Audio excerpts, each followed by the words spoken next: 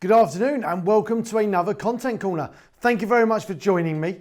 It's another time for our e-commerce Content Corner. Typically we do on a Thursday, and today we want to talk to you about shipping. Now, the first thing I want to say is that we don't do shipping. So we are not a shipping expert, but for sellers that are looking to expand, we do a lot of work with people that do ship. So we know a fair bit about it, but there's one thing that you should definitely do. First of all, you need to check out this podcast or the link that we're going to put in here somewhere that'll link to a podcast we did with our partners, First Choice Shipping. And that's a great podcast and video that can talk you through with First Choice how to do that. And if you're going to do any shipping, the first thing I recommend is that you work with a partner that can do it all for you.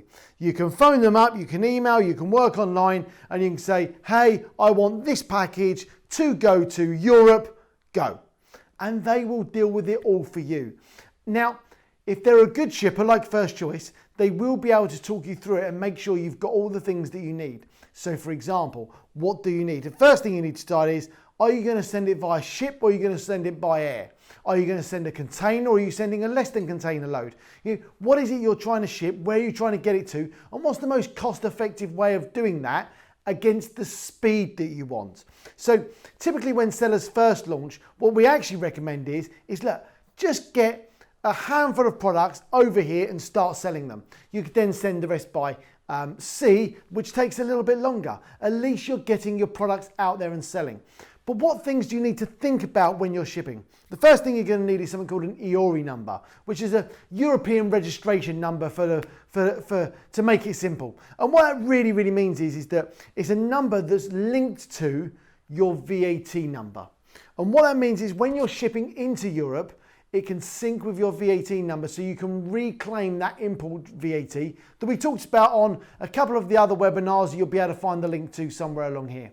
So that's the key thing to think about is you need a shipping company, you need an Iori number, you're going to need a VAT number if you're from outside the EU. And the next thing you need to think about is the importer of record. Who is going to be the importer of record? Who is this person responsible for those products when they land in the UK? Because if you're shipping directly into Amazon, you cannot put Amazon as the importer of record. They will not be responsible for your products. So you need to put your name on there typically, depending on where you're shipping them to, and then ship in. Now, if you're shipping from China, shipping containers into Amazon in the EU doesn't work. So shipping a container to a warehouse like ours or any other facility, you can ship that in and then you can unload from there. Now, that still means you're the importer of record because that means you're liable and responsible for the products and the import duty and the import VAT.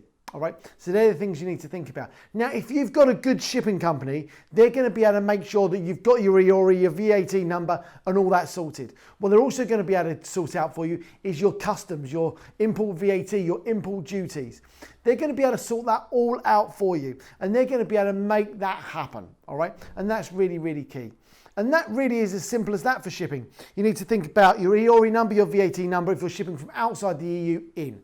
If you're from the UK, post-Brexit, you're going to need an Iori number going into Europe, so you need to consider that. You need to know who your importer of record is.